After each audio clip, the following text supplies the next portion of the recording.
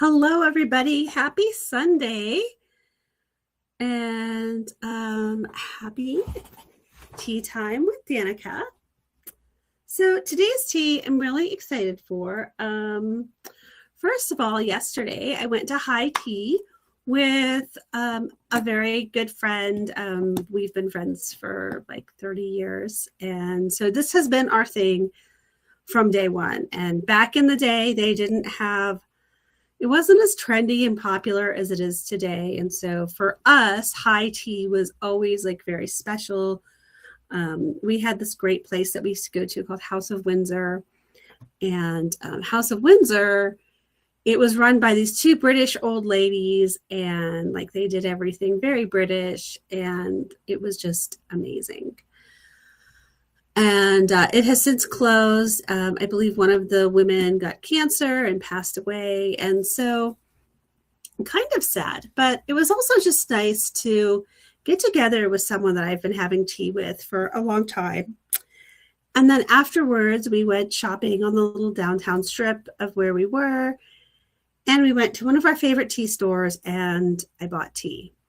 So I broke I'm not going to buy tea until I drink all this other tea moratorium. But, I've been drinking a lot of my teas, so I feel like I kind of have deserved it. I've earned that. And also, some of these are just teas that I love and wanted to stock up on. So this one is called Naughty Apothecary Tea. It's very pretty. You can see the little flowers in it. It's Damiana leaf, black tea, rose, ashwagandha, hibiscus, lemon balm, and super, super nice. I wanted to get this tea because actually the Damiana leaf, I've been wanting some. I don't remember even what I read about it, but I really wanted to get some Damiana leaf and I just hadn't. And so the fact that this tea has it in it, I'm like, yay, this is perfect. And today I am just using my tea mug with the strainer in it. I went for simplicity today. It's been kind of a long day. So, and that is sometimes what we need. We just need to go for the simplicity. And then I also did buy more tea. I bought strawberry rose black tea, which they were sampling, and it was delicious. We'll come back to that. Actually, no, we'll talk about this right now.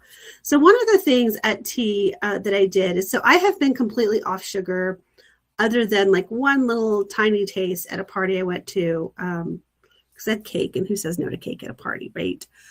But I haven't had any sugar since basically the beginning of the year. So I had decided at our high tea, I would just have it. I wasn't going to say no to anything because this is my favorite thing in the world, is going to tea. And so I went to tea, and one of the things that we were talking about is that I generally drink all of my teas unsweetened. I drink coffee unsweetened, tea unsweetened. I don't add sweetener to most of my beverages.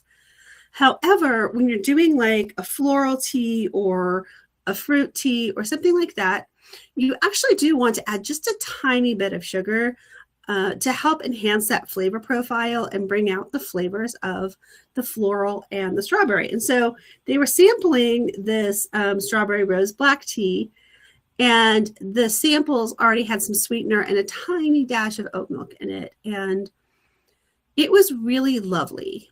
And it was such a good reminder to me that, and I've been doing the no sugar for some health reasons, but sugar in and of itself isn't bad. Like, we don't have to always say no to sugar. A little bit, sometimes that's what brings out that flavor. That's what makes it more delicious. So the other tea that I got was the Enchanted Lavender Earl Grey tea. So I think I have mentioned this before, that basically the way to my heart is either lavender or Earl Grey or rose. So you saw that last one was strawberry rose, lavender Earl Grey. I think lavender Earl Grey is one of my favorite teas in the world.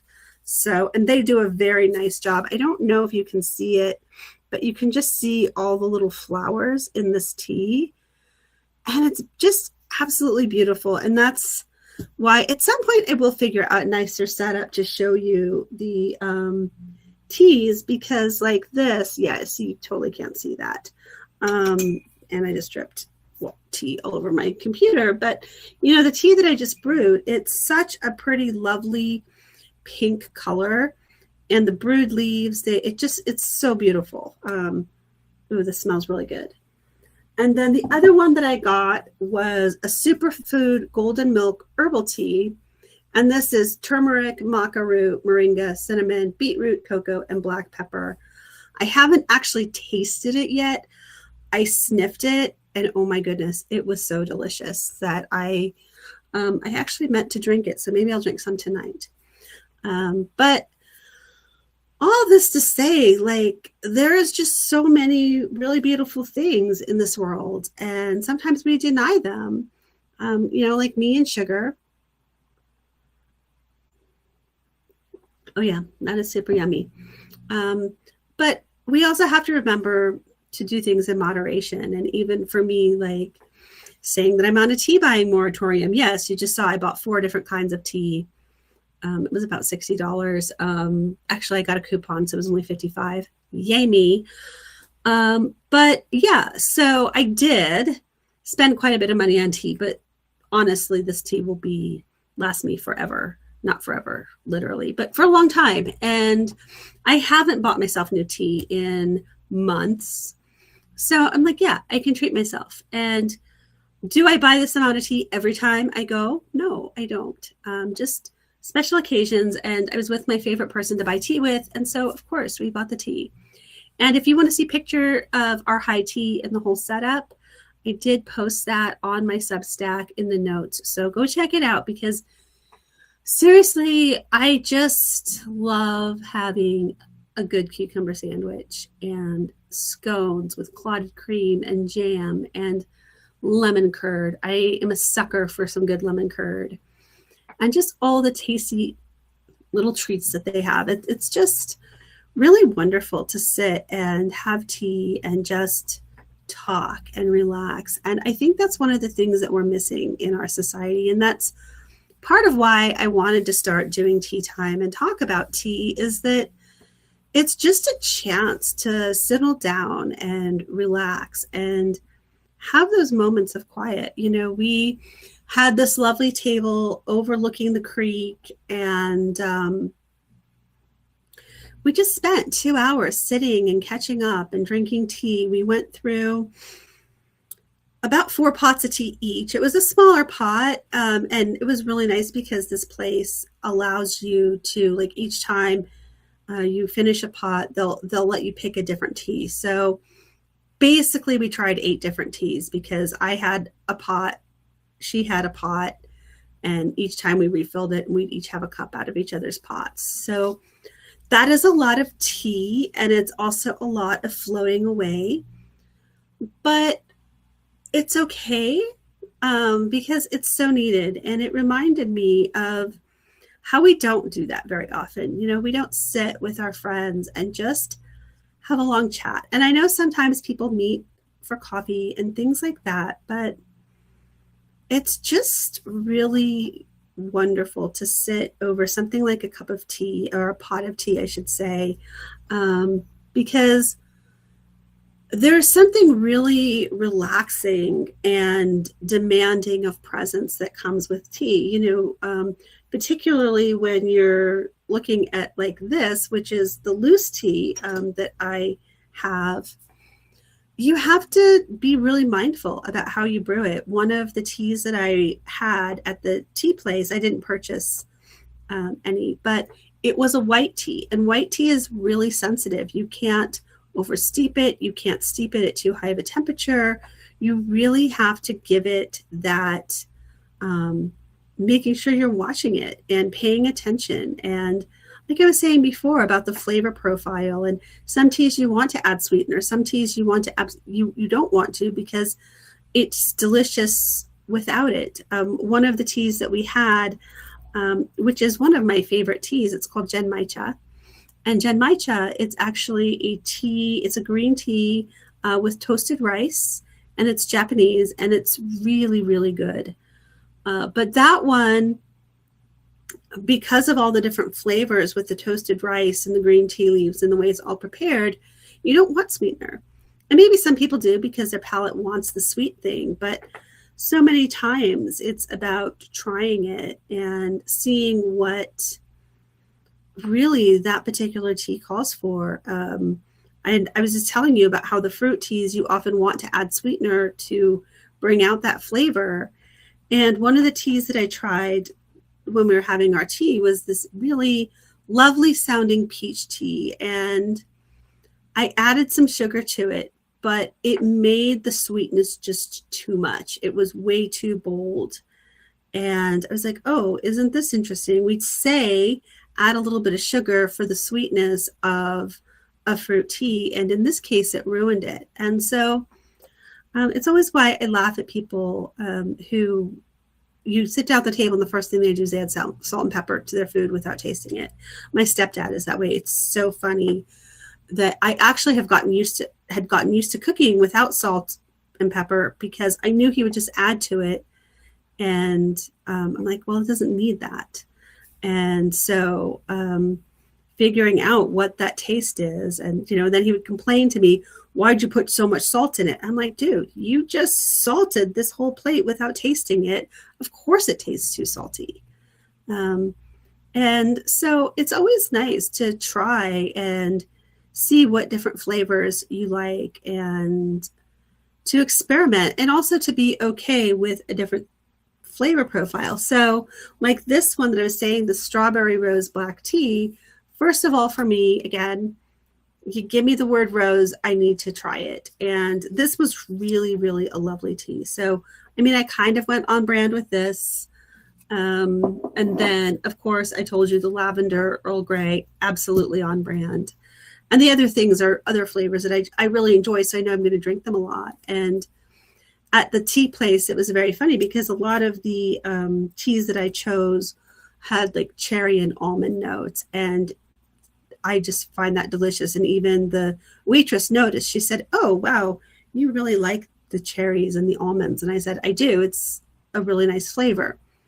But it's not a flavor that I'm going to purchase and bring home because I like having those teas that I just drink out that are just special. I will admit we did drink some lavender Earl Grey at the tea place because it is our favorite. And there you go. So, but I think the fact that we, between us, had 8 different teas, I think it's easier to say, we're going to go with an old standby and we're going to try something new. And there's really beauty in finding balance between what you're choosing to try, trying something new, and going for the old standby. And I was thinking about how that's just such a great metaphor for life, that sure, you can go out and try all new things, but it's also good to have things that are comforting, that you really enjoy. But if you just stick with the same old comforting things, that you might not get to taste this. And I forgot what it was called. I wish I had written it down, but it was this cherry almond black tea, and it had a couple of other floral notes to it. And it was amazing. To me, it was not a drink this every day kind of tea, but it was so nice to get to go out and treat myself. And as a writer, I think that sometimes we often just get stuck at these ruts of this is what we're trying to do, or this is how everything is going. But we don't always say, how am I going to step out of the box? How am I going to try something new? Sure, do the things that work. I was actually just talking to my friend Chris, who is watching the chat now. I was talking to him earlier today about how right now I'm still figuring out what Danica 2.0 is going to be writing about as an author. And so far, my published books that I've had out, I had A Christmas Story, which is still very what old Danica was writing, other than it lacks the religious overtones, but it was still a very sweet small town romance Christmas story. And then I published another novella earlier this year that was for a charity anthology that was helping a women's shelter. And that story was very much on brand for where Danica 2.0 wants to go, because it was a story of a woman reclaiming her identity after finding out her boyfriend was cheating on her, and just how she found her power and her voice and learned to love her body. And then the other book that I released recently was also a novella, and it was part of a romance noir collection, which I've never written before in my life. But when a friend of mine came to me and said, "Hey, do you want to write something for this collection?" I was like, well, sure, I can try it. And it was super fun to write. I'm writing some other books set in that same world that I created with those same characters. But for people who know all these books behind me that I've written, you would read them and be shocked, because it's total smartass Danica, and it's all my favorite character is this Russian woman, and she's a smartass, and she is so funny, and I love that energy. And I swear a lot in that book, which I could never ever do in my previous books. And it was fun. I had so much fun writing it. And the book I'm writing now is a follow-up to my Christmas book that I already put out. It's, again, same story world, but it's less, I mean, it's still a romance, but it's less about, these young people going out just finding love. I mean, it's a middle-aged couple who are finding a second chance at love, and dealing with topics that a middle-aged woman is going to deal with. And so I'm excited about that. I have a couple of other secret little projects that I'm working on. I haven't published anything. They're both at stages of editing, but they're like these cozy fantasy stories, because my friends Jill and Dana, we chat with each other pretty much all day, every day. And they are writing stuff in that vein, and they're always sending cute covers and showing off ideas and pictures. So I kind of jumped in and said, hey, why not? Let me give this a shot. So I'm having fun with them. Those will probably be published under a pen name. And so I'm doing just all these little fun things as I'm figuring out what is where Danica 2.0 wants to land. I don't know where that is. And as we were talking today in the seminar I was doing for work, this idea that I know what I'm doing right now is contrary to a lot of the marketing advice, a lot of the things that all of the people who are successful authors are saying not to do, because I'm just jumping around and having fun and playing. But this is my year for that. This is my year to do all the internal healing and the internal work and playing and enjoying and finding that joy in writing. And I kind of don't care how well my books do. And I realize that may be a weird position to take, but that's where I am, and that's how I feel right now. And I'm sharing this because I think a lot of authors out there are struggling in the market or in this world, and they don't know what they want to do. They don't know yet how to pivot in the new market, in the way the markets are shifting, or even how their own lives are shifting. It's so interesting to me how many women are in this middle-aged position of, is what I've always done what works for me? And, like I was sharing about the teas, I'm seriously in love with looking at this tea, this enchanted lavender Earl Grey black tea.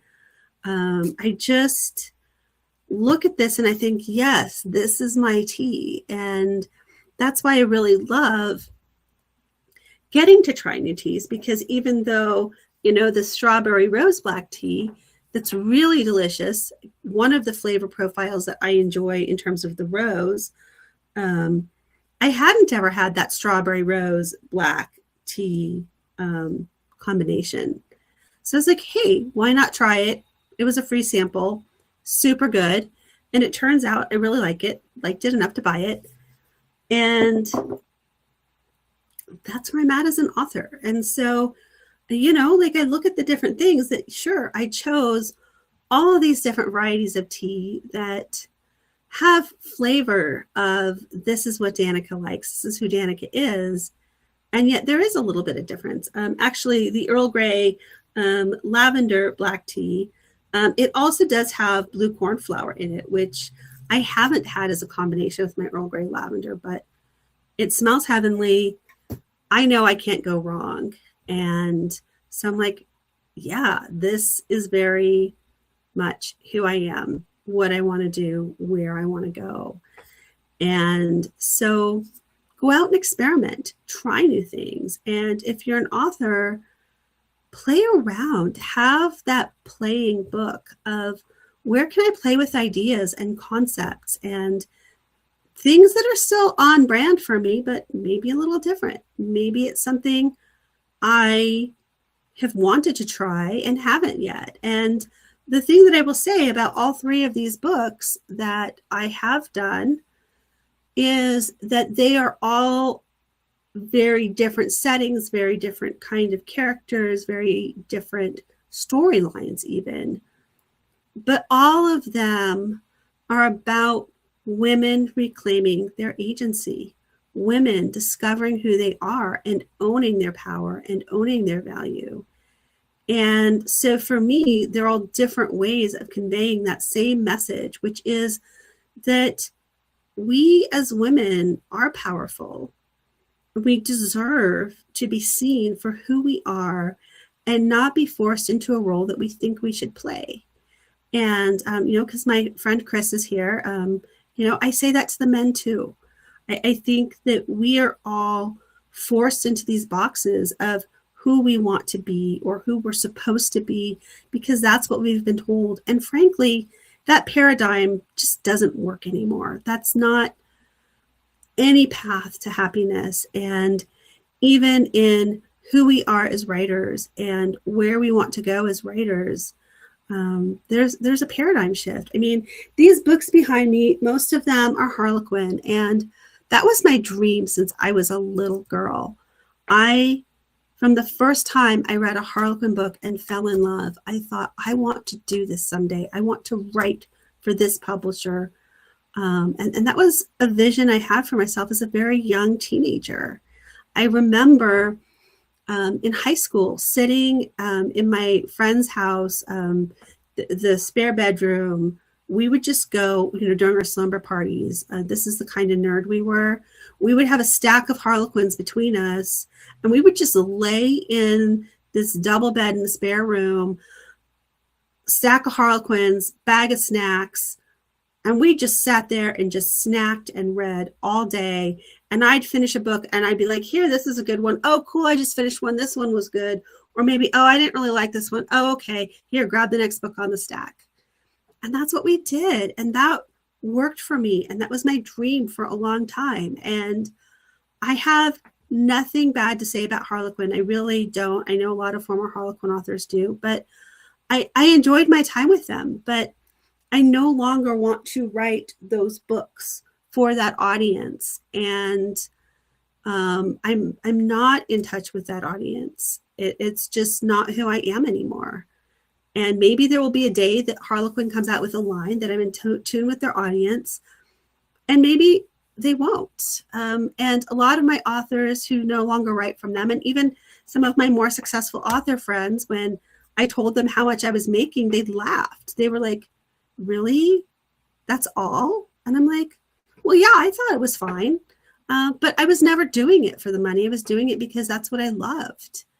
And now that I'm at a different stage in my life, I'm going to start writing more of what I love, but different. And I will be picking up some other projects that maybe are more financially lucrative for me. I forgot to mention, I'm doing a secret project with a really good friend of mine that's a more erotic project, which I never thought I would write that, but we had some really cool ideas. We're just sitting there, friends, chatting back and forth. And it was like, hey, you should write that into a book. And I was like, that would be an interesting book. And before you know it, I've got a couple of novellas written. And now we have a whole publishing plan for this under, again, very secret pen name there.